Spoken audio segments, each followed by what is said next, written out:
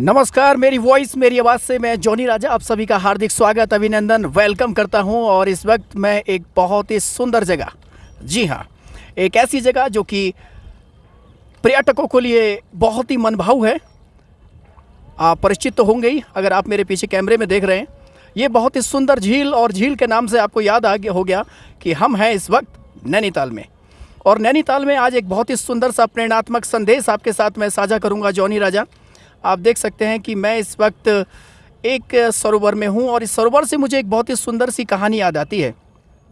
जी हाँ, और ये कहानी आपको एक ज़िंदगी में एक बहुत बड़ी शिक्षा देगी। एक समय की बात है कि एक बहुत बड़ा सरोवर था, और उस सरोवर में बहुत सारे मेंढक रहा करते थे। और उस सरोवर के बीचों बीच में एक पुरानी धातु का खंभा भी था, जो कि बहुत बड़ा होने के साथ साथ बहुत चिकना था, जिसको उस सरोवर के बनवाने वाले राजा ने लगवाया था। मेंढकों के दिमाग में आया एक दिन कि क्यों ना इस सरोवर में एक रेस करवाई जाए, और प्रतियोगियों को इस खंभे पर चढ़ना होगा, और जो पहले चढ़ जाएगा वो विजेता होगा। फिर क्या था, रेस का समय आया। आसपास के मेंढक भी सब इसमें भाग लेने के लिए पहुँचे। सरगर्मी तेज़ थी, ज़ोर शोर से ये शोर चल रहा था। आसपास बहुत सारे मेंढक एकत्रित हुए, बहुत मेंढक एकत्रित हुए, खूब भीड़ थी। और फिर रेस शुरू हुई। बहुत ज़ोर ज़ोर से सब जो मेंढक थे, आसपास की भीड़ थी, दर्शक के रूप में जो थे, बहुत ज़ोर ज़ोर से चिल्लाने लगे कि अरे इनसे नहीं होगा, इनसे नहीं होगा, बहुत चिकना खंबा है, कोई भी नहीं चढ़ पाएगा। ऐसे नकारात्मक शब्द कह कह के वो भीड़ जो थी उन मेंढकों का हौसला गिरा रही थी। और हो भी रहा था। कुछ मेंढक चढ़ते थे लेकिन गिर जाते थे, चढ़ते थे गिर जाते थे।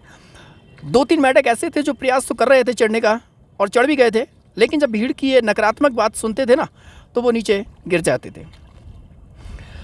लेकिन एक मेंढक था जो कि अपने प्रयास में लगा हुआ था।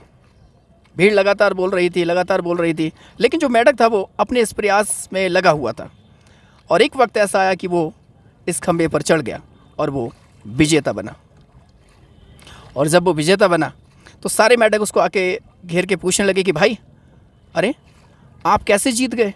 आप अपनी जीत का रहस्य बताइए। आपने ऐसा क्या किया? आपके पास ऐसी शक्ति कहाँ से आई? तो पीछे से एक आवाज़ आती है, सब अरे अरे अरे, उससे क्या पूछते हो, वो तो बहरा है।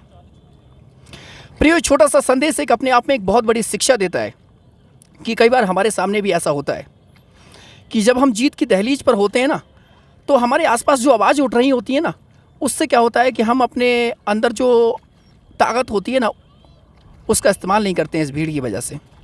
अगर आपको सफल होना है तो आप क्या है, आप बहरे बन जाइए, क्योंकि भीड़ आपको साहस देगी लेकिन आपके हौसले को ना वो छीन लेगी। इसलिए यदि आपको सफल होना है, आपको यदि ज़िंदगी की रेस में कामयाब बनना है, विजेता बनना है, तो आप बहरे बन जाइए। लोग आलोचनाएं कर रहे हैं, करने दीजिए। याद रखिए, खेल में अक्सर शोर दर्शक ही मचाते हैं, खिलाड़ी नहीं। इसलिए आप ज़िंदगी की रेस में हैं तो आप बहरे बन जाइए। नकारात्मक विचारों से मत डरिए। लोग आपके अंदर निगेटिविटी उत्पन्न करेंगे, लेकिन आप निराश मत होइए, परेशान मत होइए।